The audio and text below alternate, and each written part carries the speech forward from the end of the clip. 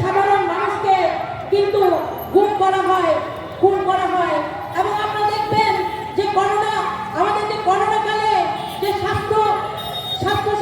স্বাস্থ্য জায়গায় যে অনিয়ম দুর্নীতি চলেছে, সে অনিয়ম নিয়ে যখন পোস্টার লিখেছিলেন তাকে কিন্তু গ্রেফতার করা হয় এবং জেলখানায় নির্যাতনের মধ্য দিয়ে তার কিন্তু মৃত্যুবরণ হয়।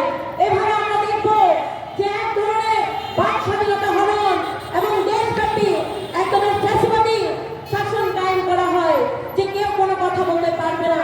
এবং আপনারা দেখবেন যে এই যে কথা না বলতে পারার কারণে মানুষের উপরে, তার পাশাপাশি কিন্তু আমরা দেখব যে দেশব্যাপী মানুষের যে যানবাহনের নিরাপত্তা এবং গ্যাসের দাম বাড়ছে, জিনিসপত্রের দাম বাড়ছে, অসহনীয় এক জীবনযাপনের মধ্য দিয়ে মানুষ পার করছিল। গত বছর তার আগে আমাদের যে শিক্ষার্থী, যে সাধারণ শিক্ষার্থীরা, তারা কিন্তু কোটার জন্য আন্দোলন শুরু করেছিল। আপনারা দেখবেন যে এই যে কোটা, আপনারা জানেন আমাদের মুক্তিযুদ্ধে আজকে 50 বছরেরও বেশি অতিক্রম হয়েছে।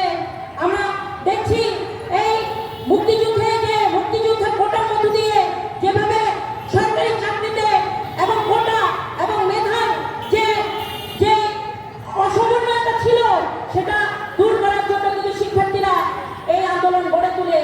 এবং সেই আন্দোলন গড়ে তুলতে গিয়ে যে আপনারা জানেন আমাদের দেশে যে অর্থনৈতিক সংকট, করোনার পর থেকেও সেই অর্থনৈতিক সংকট থেকে মানুষ কিন্তু দাঁড়াতে পারেনি, তার পিঠ শির দ্বারা করে দাঁড়িয়ে তারা কথা বলতে পারেনি।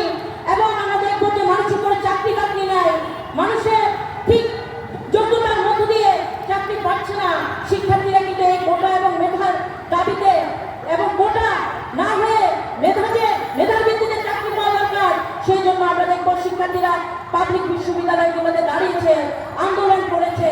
এবং আমরা দেখবো দুঃখজনক হলো সত্য যে এই 15 বছরের যে দুঃশাসন, যে ফ্যাসিবাদী দুঃশাসন, সেই দুঃশাসনের মধ্য দিয়ে সরকার কিন্তু এমন একটা ব্যাপার কায়েম করেছে যে কেউ কোনো কথা বলতে পারছে না।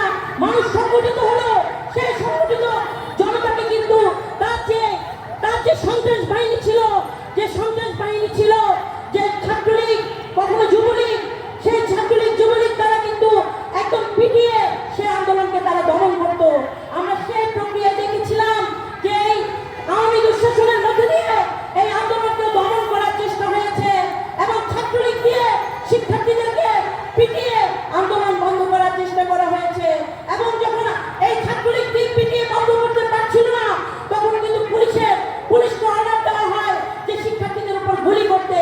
এবং সেই গত বছরের জুলাই আমাদের জন্য একটা বিশাল দিন। এখানে যারা হয়তো আমাদের শুনছেন, যে পথচারী ভাইয়েরা আমাদের শুনছেন, তাদের প্রত্যেকের জীবনে গত বছরের ঘটনাটা একটা অবস্মরণীয় ঘটনা। আপনারা